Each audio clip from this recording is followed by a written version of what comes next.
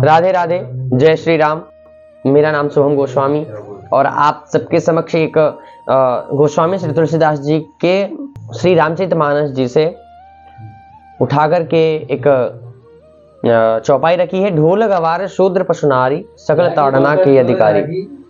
तो इस चौपाई का व्याख्यान कुछ लोगों ने बहुत ही गलत तरीके से करा है और हमारे इंस्टाग्राम के एक यूजर ने ही हमें कमेंट करके और कहा कि महाराज जब आपका सनातन इतना निष्पक्ष है तो इस प्रकार की चौपाइयां गोस्वामी जी ने क्यों लिखी और क्यों बोली कि ढोल गवार शूद्र पशु नारी सकल ताड़ना की अधिकारी। इन्होंने इस व्याख्या को बहुत ही गलत तरीके से लिया है, इस चौपाई को बहुत ही गलत तरीके से लिया है और इसकी व्याख्या बहुत ही गलत तरीके से हुई है। लोग इसे क्या समझ रहे हैं, मतलब उसमें ढोल गवार शूद्र पशु नारी सकल ताड़ना के अधिकारी, जो ताड़ना शब्द है ना, ये मतलब लोगों ने इस शब्द को जो है केवल मारना और ताड़ना ही समझा है, क्योंकि जो बुद्धिजीवी लोग हैं उन्हें ये समझना चाहिए कि एक शब्द के कई अर्थ होते हैं और एक अर्थ के कई शब्द होते हैं। तो ये चीज लोग समझना नहीं चाह रहे हैं।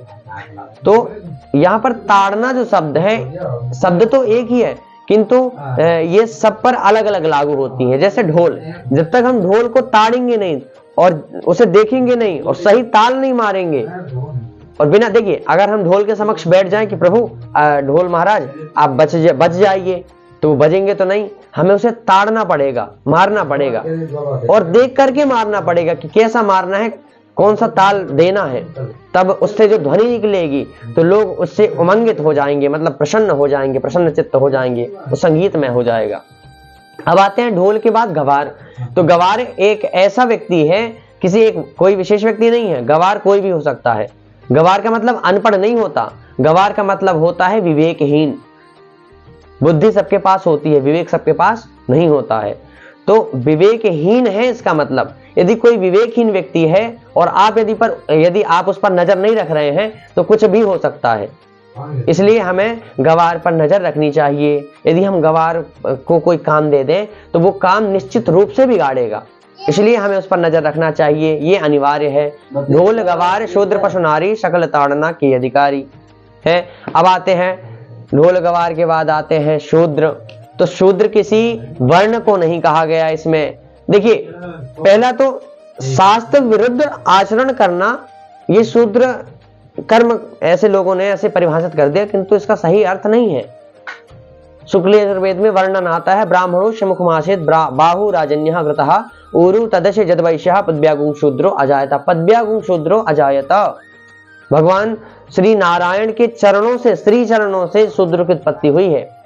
और सबसे बड़ी बात, ये तो श्रेष्ठतम है ना, क्यों? क्योंकि वंदना तो चरणों की ही की जाती है। इसलिए हमें समझना चाहिए, यहाँ पर शूद्र को शास्त्र विरुद्ध आचरण के कारण नहीं, यहाँ पर ताड़ने का अर्थ ये है कि शूद्र को ताड़ करके, देख करके और उसे शास्त्रों से विदित चलाइए, ये हुआ उसका ताड़ना सही शब्द। अब आते हैं पशु।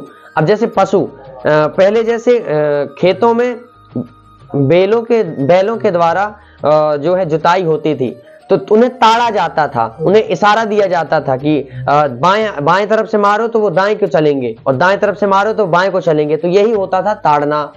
और उत्तर प्रदेश के कई स्थानीय जगहों में ताड़ने शब्द का, भैया हमारे बच्चों को ताड़ के रखना, मतलब ये तो नहीं बोलना है कि भैया हमारे बच्चों को मारते रहना, नहीं, ताड़ के रखना, देखते रहना कहीं ये गिर ना जाए, कुछ हो ना जाए, हम थोड़ी सी कहीं जा रहे हैं।